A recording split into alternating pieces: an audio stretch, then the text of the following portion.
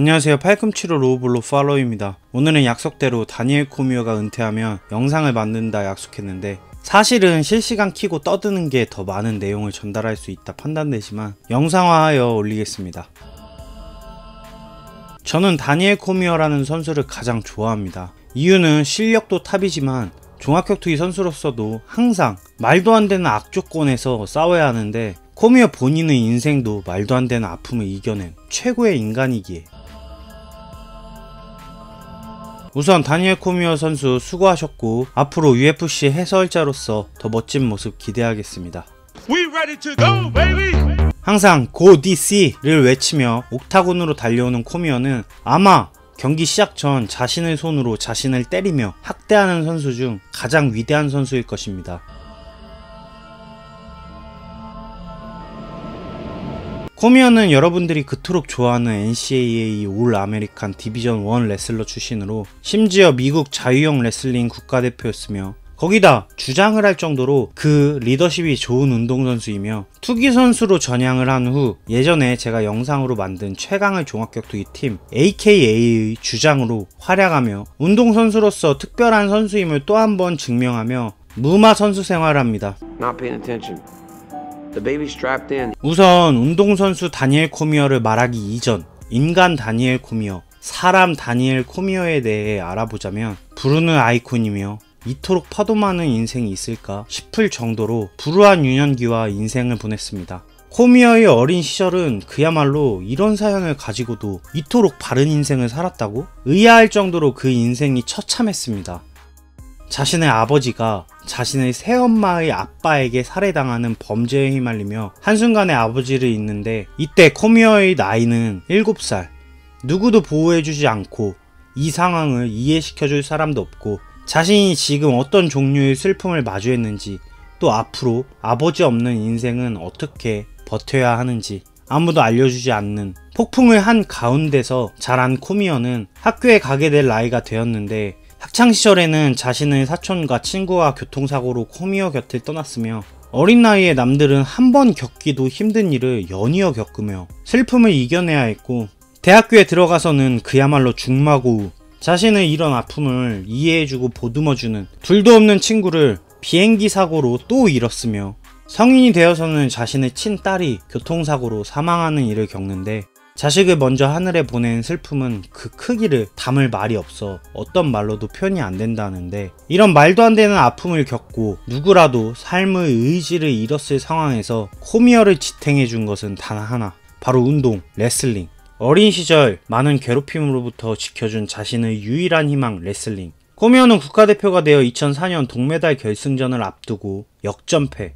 2008년에는 단연 금메달 영순위 후보였으나 신장 이상으로 올림픽 출전을 못합니다. 이렇게 운명이란 녀석은 다니엘 코미어를 가만두지 않고 자신의 손바닥 위에서 코미어에게 세계에서 제일 불쌍한 인간, 네가 뭘 해도 난 네 편이 아니야. 네가 어떤 노력을 해도 너를 코너에 몰아놓고 절대 놔주지 않을 거야. 라는 듯이 코미어의 인생을 괴롭힙니다.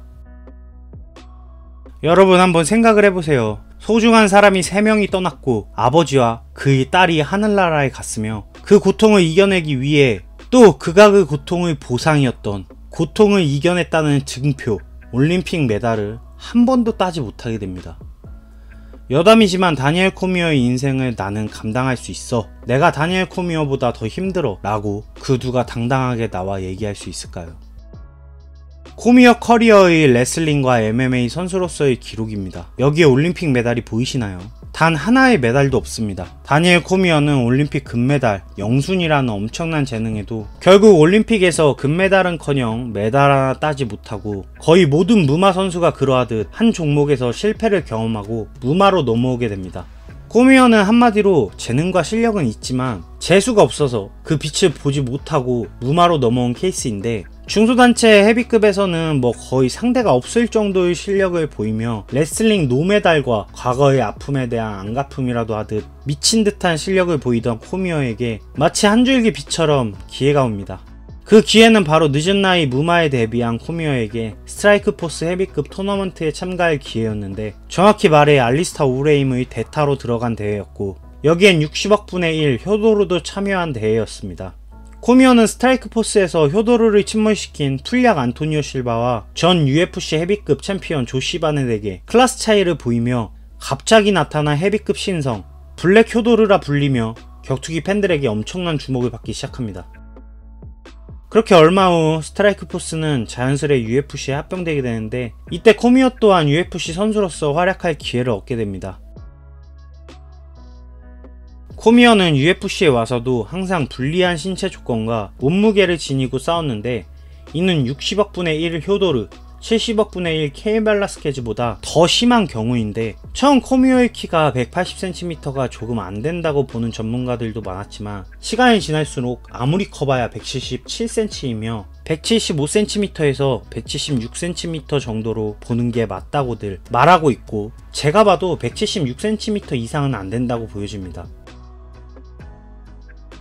한마디로 175cm면 코너 맥그리거와 같은 키이며 웰터급에서도 작은 키, 요즘 라이트급 패더급에서도 큰 키가 아닌 키로 헤비급 선수들 2m에 가까운 상대들과 자신보다 기본적으로 10kg 이상 나가는 상대와 싸우며 엄청난 무마 레슬링과 무마 타격을 바탕으로 과거 제가 만든 유연성 영상처럼 중량급에서 나올 수 없는 유연성을 보여주며 UFC 전 챔피언 프랭크 미어를 클린치 싸움에서 관광 때리고 슈퍼 뚱땡이 한 방 맞으면 골로 가는 로이 넬슨의 주먹을 피하며 UFC 헤비급에서도 그 클래스가 챔피언급임을 이미 증명을 했지만 코미어가 헤비급에서 뛸 수 없는 이유는 단 하나, 팀 동료와의 경쟁을 피하기 위함.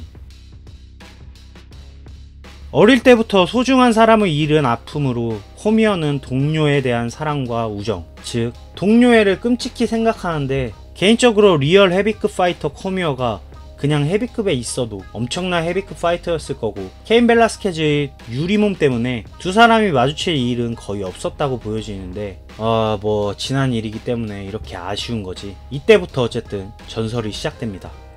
바로 라이트 헤비급으로 체급을 낮춘 코미어는 희대의 최종 보스 존 뽕스와의 라이벌 구도가 잡히기 시작합니다. 여기서 다니엘 코미어가 체급을 낮췄다는 의미는 레슬링에서도 체급에 관한 문제로 인한 부상으로 올림픽 메달은 물론 레슬러로서의 생명도 끝난 행동을 다시 하겠다는 의미이며 이토록 동료들을 사랑하는 코미어, 상남자 아닙니까? 당시 존 존스는 UFC 라이트 헤비급에서는 정말 적수가 없을 뿐 아니라 이게 챔피언 방어전인가 싶을 정도로 다른 컨텐터들과의 레벨 차이를 보였고 유일한 대항마로는 알렉산더 구스타프손 뿐이었죠. 당시 전문가들은 체급을 내린 코미어에 대한 긍정적 의견과 부정적 의견이 상당히 공존했습니다. 너무나도 작은 다니엘 코미어의 체구, 거기에 헤비급보다 빠른 라이트 헤비급 선수들에게 다니엘 코미어는 감량이라는 핸디캡을 하나 더 추가하는 것 뿐이다. 아니다, 몸 관리만 잘한다면 코미어의 황소 같은 힘은 라이트 헤비급에 새로운 바람을 불어줄 거다 라는 의견이 팽팽히 맞서며 그에 걸맞는 상대, 바로 존 존스 이전 라이트 헤비급 최강의 레슬러 라샤드 에반스와의 대결을 추진하는 UFC는 다니엘 코미어에게 너의 무마 레슬링이 라이트 헤비급에서 얼마나 통할지 증명하라는 듯 폭풍전야처럼 조용히 또 강한 바람을 내리칠 준비를 하고 있었습니다.